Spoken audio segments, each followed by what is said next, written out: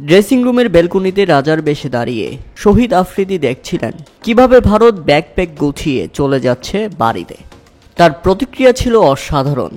যেন দেখছেন একটা দেশ কিভাবে স্বার্থপর হয়, যেন দেখছেন একটা দেশ কিভাবে সমর্থকদের আশা আকাঙ্ক্ষা নিমিষেই শেষ করে দিয়ে শুধু নিজেদের স্বার্থের জন্য চলে যাচ্ছে দেশে।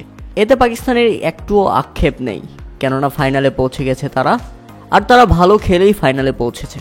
ওয়ার্ল্ড চ্যাম্পিয়ন্স লিজেন্ডস লিগে পাকিস্তান যে ফর্মে রয়েছে তাতে পাকিস্তানের কাছে ভারত কিছুই নয়, কারণ এবারের এই আসরে ব্যাপক বাজে পারফরমেন্স করেছে যুবরাজ সিং এর দল। রাজনৈতিক টানাপোড়ার মধ্যেই ভারত পাকিস্তানের ওয়ার্ল্ড চ্যাম্পিয়নশিপ অব লিজেন্ডের সেমিফাইনালের মুখোমুখি হওয়া সেই ম্যাচ বাতিল হয়ে গেছে, কেননা ভারত পাকিস্তানের বিপক্ষে খেলবে না, তারা সেমিফাইনাল বয়কট করেছে, যে কারণে নিয়ম অনুযায়ী ফাইনালে পৌঁছে গেছে পাকিস্তান।